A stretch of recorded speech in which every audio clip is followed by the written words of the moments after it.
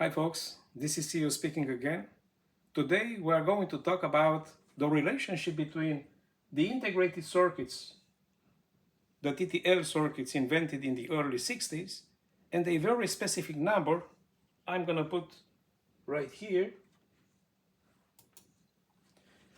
And the number is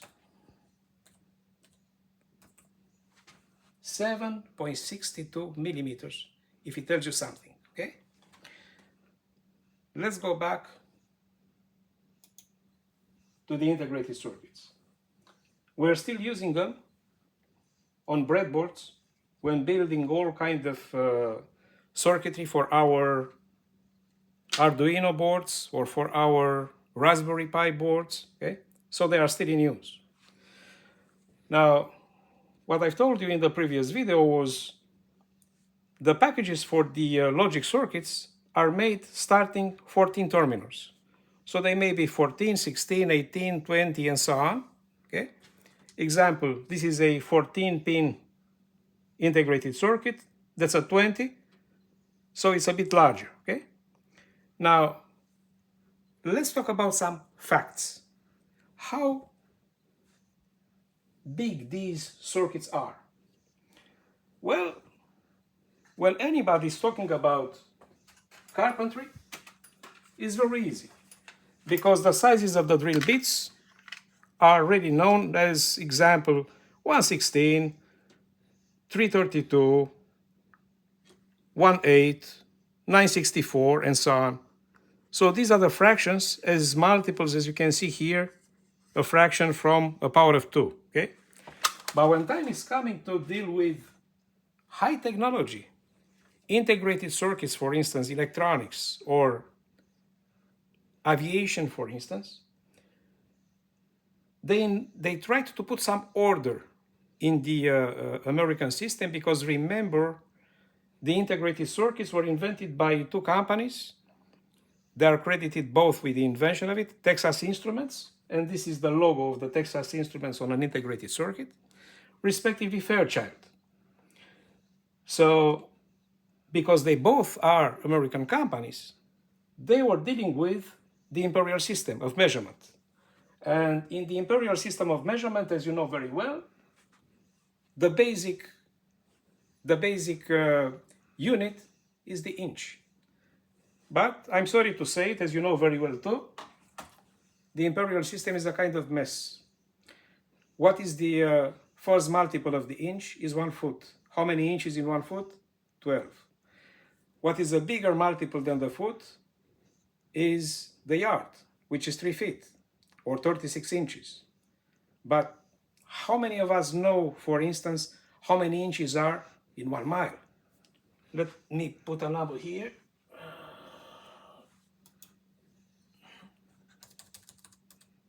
I'm gonna put a number.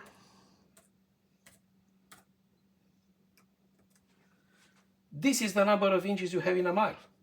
Because if you multiply this to convert in the metric, you multiply this by 2.54 centimeter, which is 1 inch, you get 1609 meters, which is the size of a mile. So that's a kind of mess. It's very difficult to find a way in the Imperial System of measurements. So this is why, when coming to high technology, the American industry tried to fix the problem. So for very, very fine things, they invented something we call a mil. And the mil is the 1,000th part of an inch. For the same reason, in integrated circuits and electronics, and for instance, this is a ruler to use in electronics, okay? I ordered this from Adafruit, okay? So this one, if you take a close look, from here to here is 1 inch, magnified. But instead of being split in 8 parts, like in carpentry, it's split in 10. So each such fraction, take a look, is 1/10 of an inch. 1/10. And because back in the 60s, when everything was soldered by the hand in the factories, when mounting all kinds of circuitry, the engineers established that a good distance between two consecutive terminals, like here, between two consecutive terminals, would be 1/10 of an inch. So 1/10 of an inch is looking just fine to solder. And I'm going to have this picture here. Okay? So if you take any distance between two consecutive pins, any is 0.1 inches. Okay? So what you have in round breaks is in inches, 0.1. When converted in the metric, it's 2.54 millimeters. So you have either this or that. But what is the distance between the two rows of terminals? Because if I hold it like that, okay, between the two rows of terminals, and by the way, the package is called, this one is called C-dip, because C is for the material ceramic, DIP is dual inline package. This is why it's called DIP, dual inline package. And between the two lines representing the terminals, the distance is 0.3 inches. So it's larger, it's not 0.1, it's 0.3. But guess what? When we convert this into the metric system, 3 times 2.54 millimeters is giving you exactly 7.62. So this is taken from the documentation of a particular integrated circuit. This one here, CT4013, the military version, made by Texas Instruments, TI. Okay? So if I'm taking another one, for instance, I'm taking this one here, which is a commercial circuit, the distance between the two centers of the two rows, when I'm holding the package like this, this distance is called A. And if you take a look here, regardless if the number of pins of the package is 14, 16, 18, 20, that distance is 0.3 inches, 0.3, 0.3, 0.3, which is 7.62 millimeters. Let's talk about another fact. I'm going to have here 3 different pencils. Okay? That's made by Stadler. This is made by Staples. And this one, I don't know the brand. It's a brand name here, but I don't know it. But there are 3 distinctive pencils. Okay? So now I'm going to use a caliper.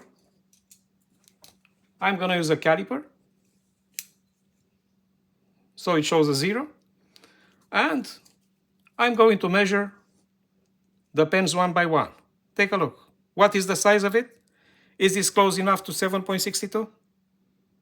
Surely, because of the tolerance, that's a commercial object, okay, made of wood, but it's 7.62 millimeter. I'm picking up this one here. So take a look, it's very close, 7.63.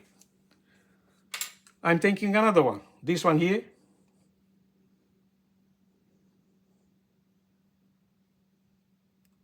So, because of the tolerance, it's still very close to 7.62. I'm thinking another thing. I just bought a pack of cigarettes for you guys. Sorry, I'm not inviting you to smoke them. It's not good for your health. But I just bought them for one only purpose, to measure the diameter. You're going to be surprised. Pick up one of them and let's measure it together. Remember, that's a 0. Okay, that's a clean 0. And we measure the diameter here. And take a look what you get. Is this close enough to 7.62? So what is the link between these 3 things, which are extremely different from each other? We talk about integrated circuits, pencils, and cigarettes. So in order to find out a reasonable answer to that, obviously without falling into conspiracy theories, it looks like a very strange coincidence, if you still believe in coincidences. In order to find a reasonable answer to that, we have to return back at the beginning of the Second World War.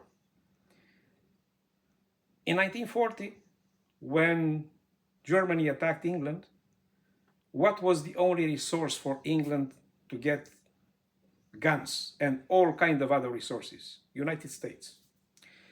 So United States pumped all kind of resources to England. Then about 1 year later, in the middle of 1941, in June, Germany attacked Russia. Who do you think sent in Russia arms and trucks and everything for defending at the beginning of the war? United States. But one strange thing happened on December 7th, 1941. Japan attacked Hawaii Harbor. And you know from that history, you've seen movies and so on, what happened. Why I'm talking about all that? Simply because it took more than half a year to the Americans in the middle of 1942 to replicate with the famous Battle of Midway. Why did it take so long? Because they didn't have much guns, ammunition, and so on. Everything was in Europe, on the European front. So it took a long time for the Americans to get back the stock. So what happens is, as in every big country, there are some people which are able I'm not telling you that they see in the future, but they're able to anticipate all kinds of things happening in the future. And let's call them strategists. And these guys, they thought, listen, we don't want to be caught again in this kind of situation for a future war, if it was to happen. So what they said was, listen, we are going to establish something, because if we have to build a factory just to manufacture guns or bullets or anything related to military stuff, it's going to take at least 2 years to build such a factory. And we don't have this time. So what if, and the thought was given to that after the war ended actually, what if we're able to impose or to convince the civilian manufacturers, which are packing all kinds of small objects, to standardize the size of these objects and to design the machinery in such a way that we can remove the top of this machine, manufacturing, let's say, cigarettes, and coming with the tops of that machinery from our military warehouse, and to start packing some other things, like 7.62 millimeter. And also, as another coincidence, there is something called AK-47. So A comes from the English translations automatic, K from Kalashnikov, the guy who invented it, and 47, the year when it was invented, so right after the Second War. And what is the caliber for this very particular ammunition? 7.62 millimeter. It's not the perfect gun, it never was, but as they say, is the best bang for the buck, or the best compromise for the money you pay. This is why it was manufactured in millions, and even today is. So, somewhere in the 50s, NATO established as their basic ammunition caliber 7.62 millimeter. So, somewhere in the 50s. Remember when the integrated circuits appeared on the market? At the beginning of 60s. The military engineers, they didn't get the importance of the transistor when it was invented at the end of the 40s. Because even if on the paper they say it was invented in 47, it did not appear on the market as a commercial product, a reliable one, but only in the early 50s. So the manufacturers could do anything about the transistor. The transistor had all kinds of shapes and sizes and so on. But when the integrated circuit appeared in the beginning of the 60s, the situation was not the same, and the military engineers were very careful to, let's say, influence the manufacturing process. So it didn't take long, only a couple of years, before all manufacturers started to make these integrated circuits with the size exactly the one in the specifications here, this, which is 7.62 millimeter. Okay? So these guys, the strategists I'm talking about, these guys like we're seeing in the future, every big country has some of them, okay? Let's call them Eminence Gris, okay? These guys were looking for what kind of factories could we eventually use to pack 7.62s instead of another object. So they were looking for something which was manufactured very widely in the country. So you have to put yourselves back in the let's say under the skin of people back in the 60s, where the most common object manufactured were cigarettes. And this is why the cigarettes, they have 7.62 millimeter. But these guys, they were seeing so far in the future because they've seen that the importance of the cigarettes on the market is going to diminish with the time. Like today, not too many people are smoking compared to the 60s. So they thought, what's going to be the next big deal, the next object manufactured in huge amounts during the next 20 or 30 years? And they've seen that object like in the future, integrated circuit. And imagine from the early 60s till the end of the 90s, these circuits were manufactured in huge amounts. It's because starting with the year approximately 2000, when more and more surface mount technology was invented, a lot of things changed about the sizes of the integrated circuits. But until then, the size of the integrated circuit, this type, was manufactured for more than 30 years in a row, exactly like this. And I also mentioned pencils, because maybe not as many as cigarettes, but of course you can imagine there are a lot of pencils around the world. And it's not a coincidence then that also the common pencils like these ones, I've shown you 3 different ones made by 3 different manufacturers, they all measure, a coincidence, 7.62 millimeters. Okay? And if you look around you, you won't be surprised, you may be even able to find more such objects like cigarettes, okay? Common cigarettes, or pencils, or integrated circuits whose diameter is related to 7.62, okay? So these were the numbers I wanted to talk about today, and they were about measuring around the integrated circuit. Next time, we're going to talk about, if you take a look and read the information on the package here, just these very strange numbers and letters, how do you know what kind of technology is hidden inside the package? Like for this one here, and for this one here, and what kind of electronic diagram is hidden inside, just by reading this code. Okay? Thank you very much for watching. See you next Tuesday. Bye-bye.